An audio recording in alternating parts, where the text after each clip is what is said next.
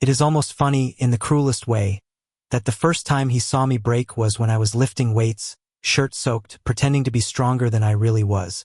Out of all the stories we had chased together across New York political scandals, small-town tragedies, even the ridiculous puff pieces on New Bagel Shop, she walked in on me when I wasn't a journalist or a colleague, but just a man who had run out of places to hide. Ethan wasn't supposed to be there. The newsroom was his kingdom, not the gym. Yet the door creaked, and suddenly the familiar silhouette leaned against the frame. His tie was loose, his sleeves rolled up, and his camera bag rested casually at his hip. But it wasn't his presence that froze me. It was his eyes. They weren't reporters' eyes anymore, sharp and detached, always scanning for a headline. They were something else entirely tender, almost terrified, as if he'd just confessed a crime without saying a word. "Jesus, Caleb," he muttered with a crooked smile. "Do you train like this just to make the rest of us feel pathetic?" I laughed, but it cracked in the middle, because behind his teasing I saw a truth he had been burying. And suddenly, the air between us was too heavy, too fragile. We had been colleagues for 3 years at the New York Tribune. Ethan was the star reporter, the one who could turn a dead lead into front-page drama. I was the rookie who worked too hard, always chasing his approval, too eager to prove that I belonged. And God, how I wanted to belong to him.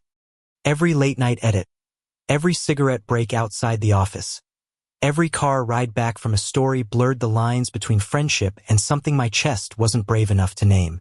Now, here he was, standing in front of me, watching me catch my breath. His lips parted as though he was on the verge of saying the very thing I'd been afraid to hear. "Ethan," I said carefully, like I was stepping into dangerous terrain, "what are you doing here?" His eyes flicked away, then back, sharp with a kind of reckless honesty. "I don't know. Maybe I'm just tired of pretending." The dumbbell slipped from my grip, clattering against the mat. For a second, neither of us moved. The sound echoed like a gunshot, like the universe itself demanding we finally face the thing between us. The first time I realized I loved Ethan was on a road trip to Pennsylvania, chasing down a corruption scandal in a small steel town. We had spent 6 hours in his beat-up car, arguing about music, trading life stories in the dim glow of highway lights. Somewhere between his laugh low and unguarded, and the way he dozed off with his head tilted toward me, I knew. But knowing and admitting are two different wars. I built walls, he built walls, and together we lived inside them, both pretending it was fine. Now, those walls were crumbling in the most ordinary of places, a gym that smelled of sweat and rubber mats. "You can't just drop something like that," I said, voice shaking, though I tried to hide it with a smirk. "Tired of pretending? What the hell does that mean?" He stepped closer. I could see the hesitation in his jaw, the pulse hammering at his neck. Ethan wasn't a man who stumbled over words. In the newsroom, his voice was sharp, steady, commanding. But here, with me, it faltered. "It means," he whispered, "that every time you laugh, I forget my deadlines. Every time you lean over my desk, I can't think straight. It means that I've been in love with you, Caleb, and I can't keep watching you break yourself just to prove you're strong enough." For a moment, the room tilted. The weights, the mirrors, the humming fluorescent lights, all of it blurred into nothing. My throat tightened, my chest ached, and the one truth I had caged for years clawed to get out. "Ethan," I breathed, but words failed me. He reached out, fingers brushing my wrist. It was the smallest touch, but it burned through me like fire. And in that moment, the walls I had built cracked wide open. But love is never simple, especially not when you work together, when every glance is scrutinized by coworkers, when the newsroom thrives on gossip as much as it does on truth. The days that followed felt like walking a tightrope. Ethan was braver than me, stealing moments, letting his hand linger on my shoulder, his gaze hold mine a little too long. And I wanted to be brave too. But fear is a parasite, feeds on everything good, whispering what-ifs until you can't breathe. What if we got caught? What if it ruined our careers? What if the world wasn't ready for us? I told myself I was protecting us. But really, I was protecting my own cowardice. The breaking point came when we were assigned to cover a political rally in D.C. The air buzzed with tension, chants echoing across the streets, journalists elbowing for the best angles. Amid the chaos, Ethan grabbed my arm, pulling me close. His voice was firm but pleading. "Caleb, stop running from me. Stop pretending this isn't real." My heart thundered. The crowd roared around us, but in that instant, the world narrowed to just him. And I realized, it wasn't the world that wasn't ready. It was me. The rally in DC should have been just another assignment. Another day of deadlines, quotes, photographs, and chaos. But when Ethan's hand gripped my arm, when his voice cut through the chants and the thunder of megaphones, it was as if the universe had stopped conspiring to keep us apart and instead was daring me to choose. I froze. My instinct was to run, like I always had, bury myself in professionalism and excuses. But then I looked at him, really looked. The fire in his eyes wasn't the sharp, hungry flame of a reporter chasing the next headline. It was something softer, riskier, more dangerous. Love, raw and unguarded. And I hated myself for stepping back. "We can't do this," I whispered, though every nerve in my body screamed the opposite. "Not here, not now." His jaw tightened, and I could see the disappointment flash across his face before he buried it beneath his usual stoicism. "Right," he said flatly, his hand slipping away. "Always later, always not now." We worked side by side that entire day like strangers. He wrote his story, I wrote mine, and neither of us dared to touch the silence hanging between us. But silence, I would soon learn, can be louder than words. Back in New York, the distance between us only grew. He stopped waiting by my desk after meetings, stopped offering me rides home, stopped looking at me like I was more than a colleague. And the worst part? I let him, because fear still owned me. Weeks passed, heavy with regret. I saw him laughing with others, shoulders brushing, eyes sparkling, and each time my chest twisted tighter. Maybe he was moving on. Maybe he deserved to. It was a late night in the newsroom when everything unraveled.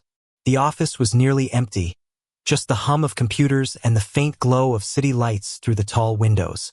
Ethan was at his desk, typing furiously, his hair messy from running his hands through it. I watched him for too long until he finally noticed. "What?" he asked, his voice clipped. I swallowed, heart pounding. "I miss us." He laughed bitterly. "Us? There was never an us, Caleb. There was me, laying it all out, and you running away every damn time." His words hit harder than I expected, but I deserved them. "You're right," I admitted. "I've been a coward. I've been terrified of losing everything, me job, my reputation, even you. But the truth is, I already lost you the moment I chose fear over you." For the first time in weeks, his expression cracked. Pain flickered across his face, and beneath it, the same longing I'd seen in the gym that day. "Then prove it," he said quietly, almost daring me. Proving it wasn't easy. It meant letting myself be vulnerable in a world that wasn't always kind. It meant risking whispers in the newsroom, side glances on assignments, the weight of an industry that thrived on appearances. But more than anything, it meant looking Ethan in the eyes and telling him the truth I had swallowed for years. So I did. At a small diner we always went to after late shifts, I took his hand under the table. He looked startled, then wary, but he didn't pull away. "I love you," I said, my voice shaking but steady enough to hold.